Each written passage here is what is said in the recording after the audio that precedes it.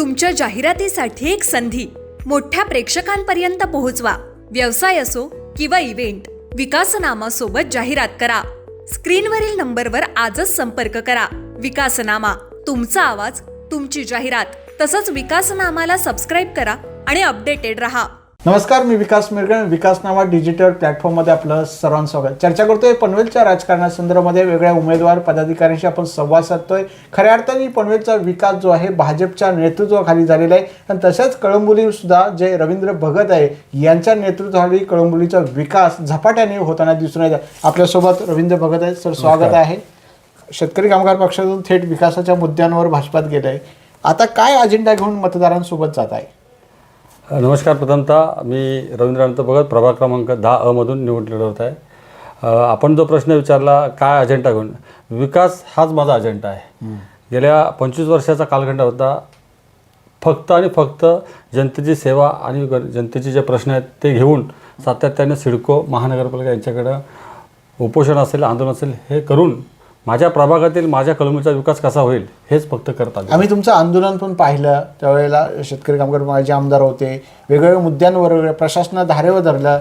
आता ते प्रश्न किती मार्गी सोडवलेले आहेत? आता तुम्ही सत्तेत सहभागी झालात. तुम्हाला सांगू इच्छितो की सत्तेत जाण्या अगोदरच मी बरेचसे आंदोलन उपोषणं केली आणि त्या आंदोलनाच्या उपोषणामध्ये माझे बरेचसे 50% जास्त कामं ही मी करू शकलो.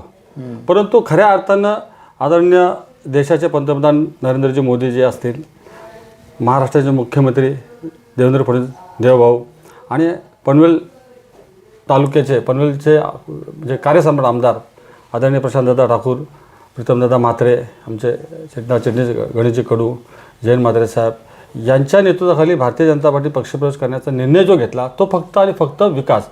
देशाच्या पंतप्रधानांचं जे आहे ते फक्त देशाचा विकासाकडे जो त्यांचा जो व्हिजन आहे आणि त्या व्हिजनच्या दृष्टिकोनातून मी प्रेरित होऊन हा पक्षप्रवेश केलेला आहे.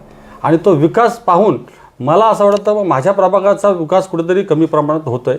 सत्तेत गेलो, लोकांचे प्रश्न सुटत असेल तर मग तो अजेंडा आपण स्वीकारला पाहिजे आणि तो अजेंडा स्वीकारण्याचा निर्णय मी भाजपाच्या विकासानुसार प्रेरित होऊन तो केला आणि तो आज घडत आहे विकास. आता पुढच्या टप्प्यातला विकास काय करायचा? खरं तर तुम्ही विरोधी पक्षापर्यंत होते, काही दिवस पुरतेच सत्तेत गेले.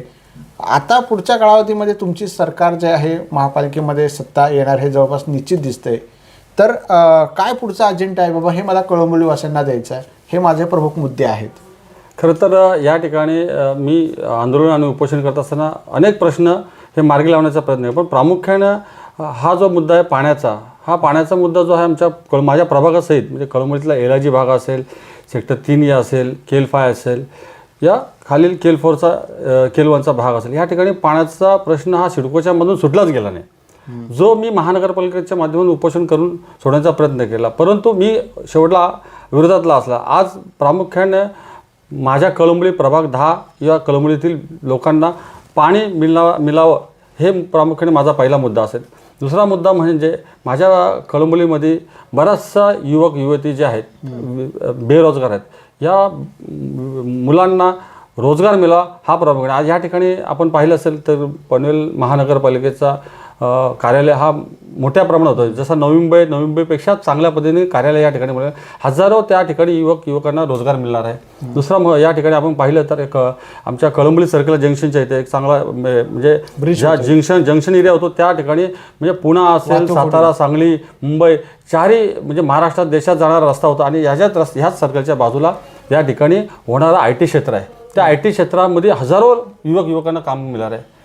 त्याचप्रमाणे आपण एअरपोर्ट या ठिकाणी आलेलं आहे. या एअरपोर्टला पण जे लागणाऱ्या युवक युवती आहेत, ह्या मुलांना रोजगार मिळावा ह्या दृष्टीने मी विचार करणार आहे. माझ्या प्रभागात राहणाऱ्या जे काही गोष्टी आहेत, माझ्या कळंबोलीमध्ये खूप असे क्रीडाप्रेसिक आहेत, जे रसिक आहेत आणि युवक आहेत ज्यांना क्रिकेटमध्ये जास्त आवड आहे. परंतु या ठिकाणी असणारा जो क्रीडांगण आहे ना, तो क्रीडांगण जास्त प्रमाणात डेव्हलप व्हावा, त्याचा व्यवस्थित तिथं मुलांना एक प्रात्यक्षिक घेण्यासाठी, चांगला नॅशनलला जाण्यासाठी क्रीडांगण म्हणजे ह्या क्रीडापटू आहे त्या क्रीडापटूला एक चांगलं प्रात्यक्षिक घेणारं तिथं क्रीडांगण जर डेव्हलप झालं तर तो नॅशनल लेवलचा आमच्या कळंबोलीकरांचा आणि पनवेल तालुक्याचा नाव त्या ठिकाणी व्हावं अशा पद्धतीनं हा तिथं क्रीडांगण चांगला डेव्हलप हा एक प्रामुख्याने माझा मुद्दा आहे. या ठिकाणी असणारा जो सर्वात मोठा विषय दुसरा आहे होल्डिंग पॉईंट धारणताल आहे, तो गेल्या 40 वर्षापासून म्हणजे कळंबोली 1985ला डेव्हलपमेंट करायला घेतली, सिडकोच्या मधून करण्यात आली, परंतु जो होल्डिंग पॉईंट आहे त्या होल्डिंग पॉईंटमधला गाळ त्यावेळेपासून तर आतापर्यंत काढला म्हणून तो सातत्यानं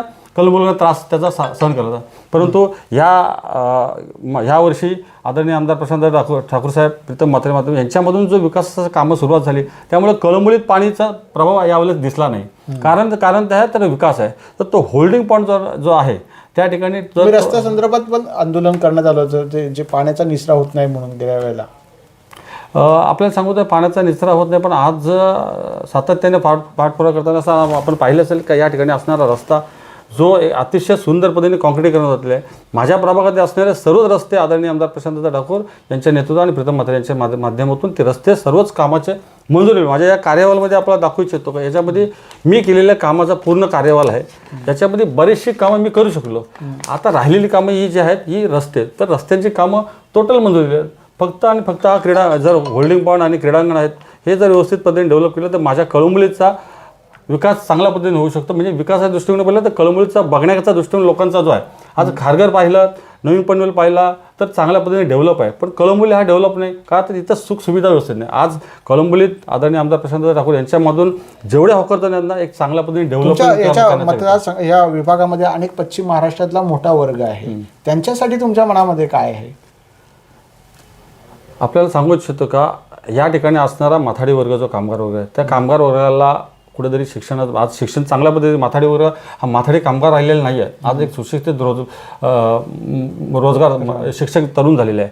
त्या मुलांना या ठिकाणी नोकरीचा व्यवसाय मिळाला, त्यांना मुलांना कुठेतरी बिझनेसमध्ये घ्यावं आहे. माथाडीच्या कामगारांनी माथाडीचं काम केलं पाहिजे असं मला असं वाटत नाही. तो कुठेतरी चांगला उच्च शिक्षित झाला पाहिजे, कुठेतरी चांगला IT क्षेत्रामध्ये काम असला पाहिजे. हा माझा भविष्याचा फ्युचर आहे. त्यासाठी मी आता तुम्हाला म्हटलं का IT क्षेत्र आहे, एअरपोर्ट आहे, या ठिकाणी निघणाऱ्या ज्या नोकऱ्या आहेत त्या नोकरीमध्ये त्यांना सहभाग मिळाला पाहिजे असं माझे प्रामुख्याने विनंती आहे. व्यवसाय म्हणून झाला पाहिजे इथला तरुण, एवढी माझी मला. शेवटच्या प्रश्नाकडे आपण येतो. मतदारांना काय आवाहन करा, रवी भगत का यावेळेस वाटतात? मला असं वाटतं कळंबोलीकर सर्वच मला ओळखतात चांगल्या पद्धतीने, कारण त्यांनी मला जवळून पाहिले. मी कळंबोलीकरांचाच आहे.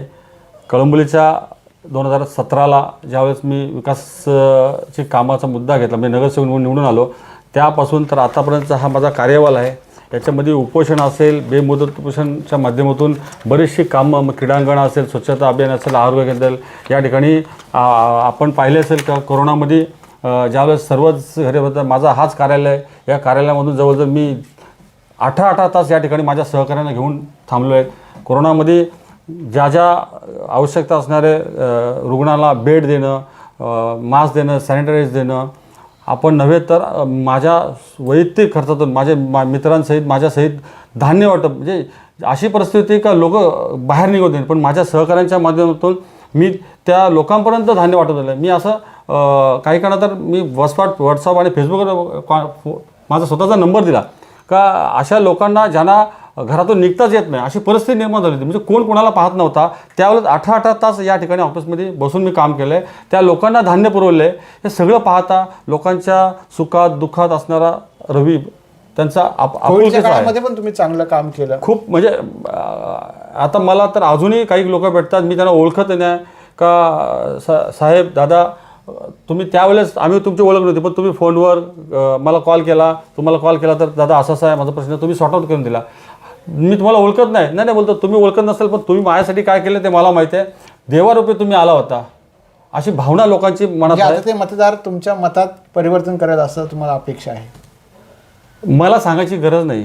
लोकांनी पाहिले मी काय काम केले, विकासाच्या दृष्टीने विकास काम कसं करावं हे लोकांनी मला जाऊन बोलले. ज्यावेळेस उपोषणाला मी बसलो होतो, आपल्याला सांगतो कळंबोलीतील जवळजवळ 70 ते 80 सोसायटीचे लोक मला येऊन भेट दिली होती आणि त्यांनी पाहिले का विकासाच्या दृष्टीने माझ्या अशा टेबलवर फायले पडलेल्या आणि त्या कामं मी आज करू शकलो.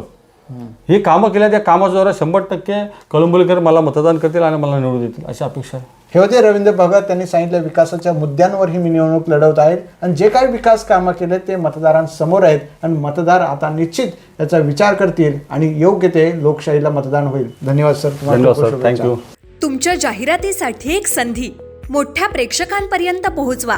व्यवसाय असो किंवा इव्हेंट, विकासनामा सोबत जाहिरात करा. स्क्रीनवरील नंबरवर आजच संपर्क करा. विकासनामा, तुमचा आवाज, तुमची जाहिरात. तसंच विकासनामाला सबस्क्राईब करा आणि अपडेटेड रहा.